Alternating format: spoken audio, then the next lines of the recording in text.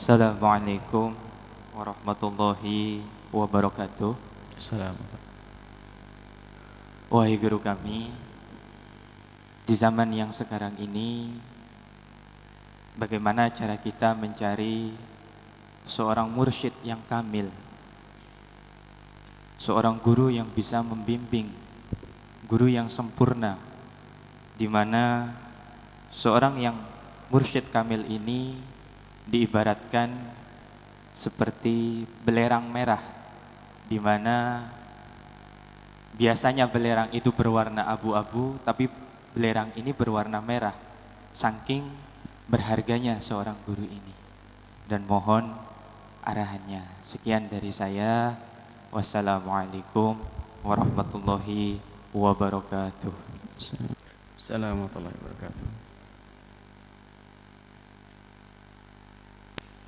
Berbicara tentang syekh Imam Haddad rahimahullah ta'ala, beliau adalah syekh yang sesungguhnya. Ketahuilah bahwa mencari syekh itu penting, guru. Mencari seorang guru yang akan menjadi sebab adanya futuh di dalam hati kita, syekhul futuh. Dan kadang itu tidak kita duga-duga. Mungkin orang itu adalah lebih tua dari kita, mungkin lebih muda dari kita, mungkin orang yang selama ini bergaul dengan kita. Tiba-tiba dengan dia hatiku kebuka. Cuman di dalam mencari syekh, yang perlu kita cermati adalah urusan zahirnya saja, bukan urusan batin, karena engkau tidak tahu batinnya seseorang. Kata Imam Haddad rahimahullah ta'ala, kalau seseorang benar-benar sungguh-sungguh mencari seorang guru mursyid, kalau seandainya secara lahir tidak bertemu, maka ketahuilah guru mursyid sudah Allah kirim ke dalam pintu rumahnya, di dalam hatinya Allah akan menemukan. Jadi dari hati yang tawadhu perlu seorang pembimbing. Ini adalah bagi kita yang mencari. Tapi bagi orang yang merasa jadi guru mursyid, ingat Dr. Buti pernah bercerita, guru mursyid di Syam itu jadi murid saja gak pantas, apalagi jadi guru. Perilakunya tidak memberikan contoh yang baik, lihat maunya aneh-aneh tok. Kami berkata di Syam, di Indonesia insyaallah wallah alam lebih baik insyaallah. Itu di Syam, beliau cerita di Syam. Kadang tidak punya ilmu, bapaknya meninggal dunia langsung naik pangkat jadi guru mursyid, tidak mengerti ilmu kemajuan, masya Allah. Sebab seorang mursyid ayyakuna aliman bi furu'i syariati, di samping akidahnya benar, dia mengerti furu' syariah. Tidak mungkin menjadi seorang mursyid kalau dia seorang bodoh. Mursyid itu memberikan petunjuk, bimbingan bagaimana orang bodoh. Bukan gara-gara bapaknya mati langsung naik pangkat, itu bukan mursyid itu. Mursyid harus alim dia. Jadi carilah sudahlah dengan hatimu husnudzon, bahkan sampai suatu ketika husnudzon. Suatu ketika ada orang yang percaya gurunya sebagai seorang guru mursyid. Secara lahir tidak ada maksiat, sudah cukup. Kalau ada kesalahan satu dua wajar, dia manusia. Kita tidak, mursyid kita bukan seorang nabi yang tidak bersalah. Akan tapi ada seorang baik adalah di saat melakukan kesalahan dia mudah untuk bertobat. Itu cukup. Suatu ketika ada orang berguru kepada seseorang dan dia percaya dengan gurunya, Allah. Sampai suatu ketika guru saya ingin selalu datang ke tempat ini, akan tapi saya susah karena saya harus nyebrang sungai. Berikan saya amalan sekiranya bagiku mudah untuk nyebrang sungai. Sang guru mursyid mengatakan, bacalah bismillahirrahmanirrahim 1000 kali, nanti kamu akan mudah, sehingga sungai itu akan terlihat seperti daratan dan kau akan berjalan. Dia mengamalkan itu selama seminggu. Betul. Setelah mengamalkan seminggu atau sampai 40 hari mengamalkan itu semuanya, dan ternyata betul. Karena khusnudzannya kepada gurunya, diamalkanlah amalan itu sampai dia bisa melewati. Setelah sampai di rumah, setelah itu sampai ke rumah gurunya, dia terkaget melihat gurunya keluar, dia melihat gurunya langsung pingsan dia. Bangun lagi, pingsan lagi. Bangun lagi, ketakutan itu. Sampai dia, kenapa kau? Kenapa kok? Guru, di hatimu penuh dengan ulat. Sang guru kaget, astagfirullah. Kenapa?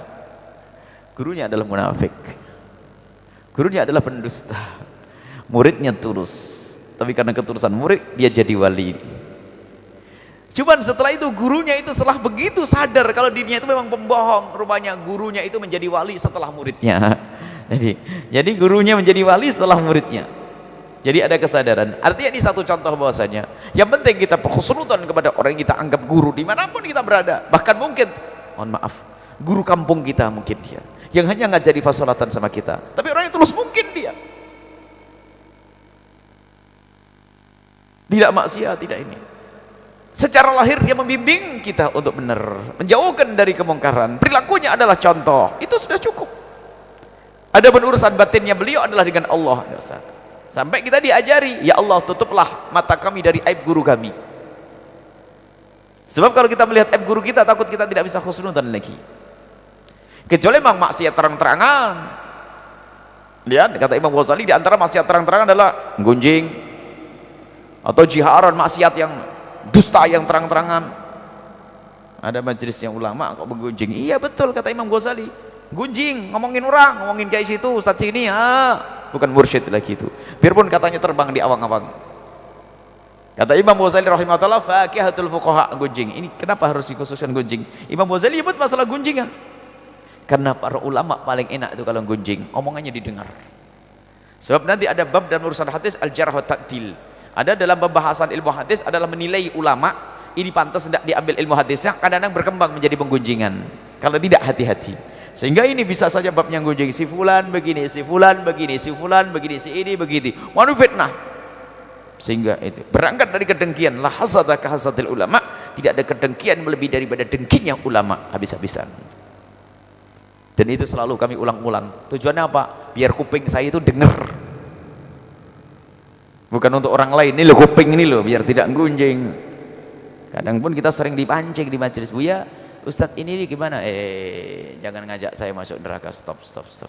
Saya tidak pernah kenal Ustadz itu, saya pernah dengarnya. Sering tadi majelis diajak ngerasain Ustadz. Tidak, saya tidak mau ngomongin orang. Amal saya sedikit mau dihabisin gitu, tidak selesai. Kalau majelis saya majelis gojek bubar, tinggalkan majelis ini biar selamat semuanya. Sebab kalau atas nama Ustadz kan bisa ngajak macam-macam. Lihat, kalau sudah saya ajak gonjeng, siapa yang mau nolak? Oh, takut sama jubahnya kan? Ini tahu enggak Ustadz itu gini loh ya, rusak semuanya. Lihat, kalau sudah mulai majelis gunjing tinggalkan ini ada pergi sana sahabat, biar saya sendirian. Kalau saya sendirian nggak sempat gunjing saya pasti. Sebab kalau anda tetap sama saya, anda bagian dosanya sama dengan saya yang gunjing. Ya, sebab orang kalau sendirian nggak akan gunjing. Coba di kamar sendiri sama tembok gunjing itu, tetangga tuh kurang ajar, nggak ada. Gara-gara ada anda maka saya yang gunjing, maka tinggalkan saya. Ini diantaranya Syekh Mursyid sangat menjaga hatinya, bahkan selalu merasa bersalah terus. Ya kayak tadi Imam Junaid al-Baghdadi dikatakan, apakah seorang wali bisa berdosa? Kalau Allah menghendaki dia akan berdosa, nggak berani ngomong tidak berdosa, masih takut terus, semakin takut. Semakin orang tinggi pangkatnya, semakin takut dia kepada Allah Subhanahu wa ta'ala. Dan ada tanda dan semacam itu. Lihat lahirnya saja, tapi kalau batin bukan urusan kita. Adapun nanti kalau jangan bawa, saya pengen punya guru mursyid kayak Syekh Abdul Qadir Jalani. Ntar dulu. Hatimu yang menjadikan mendapatkan guru mursyid adalah dari hati yang husnudzon. Selagi tidak terlihat, sebab suudzon itu tidak boleh kepada siapapun, termasuk kepada guru. Kalau kita dengan guru tidak boleh suudzon. Kalau kita melihat kemungkaran pada guru, berangkat dari husnudzon. Kalau guru, kalau anda menganggap, contoh ini, anggap kita kan saudara, bukan sampai guru murid di sini, kita hanya sahabat. Kalau anda menganggap saya guru, anda harus husnudzon kepada saya, sebatas saya melakukan sesuatu yang masih mungkin ditafsiri baik. Tapi kalau saya melakukan kemungkaran secara terang-terangan, tidak boleh suudzon, tapi husnudzonnya berubah. Tidak boleh suudzon tapi apa? Ingatkan saya. Ya ada suudzon itu ya. Ada suudzon, tidak ada ajaran. Anda kalau mencintai mengingatkan, assalamualaikum Buya, kemarin saya ngelihat Buya di sana kok, di sini kok. Ini ingatkan, tanda cinta. Tidak ada. Husnudzon nggak boleh berubah jadi suudzon. Husnudzon harus, tapi setelah itu melompat. Kalau betul-betul kemungkaran, mengingatkan, berubah jadi gunjingan di belakang neraka juga. Itu setan juga yang ngajak. Makanya kita tidak mau diajak gunjing guru-guru, dia yang mulai, tidak, sudah. Kalau ente kenal dia, yuk kita datang, kita tanya, kita ingatkan kalau dia salah. Sebab berguru itu luar biasa. Itu tadi, ini perumpamaan, itu bukan guru, ini saudara, anta akhi billah, ini saudara saya. Kita sama-sama, yuk kita belajar dari Imam Ibn Athaillah Sekandari, kita belajar bareng nanti sampai kepada Allah Subhanahu Wa Taala. Kalau ternyata anda sampai duluan, tarik saya, ayo Buya ikut saya ini. Anda harus bersyukur, kenapa? Yang ngasih tahu Buya, tapi saya sampai duluan. Nanti Buya bawa nanti, cepet ya. Karena yang ngasih tahu saya kan tadi, yang ngasih tahu saya.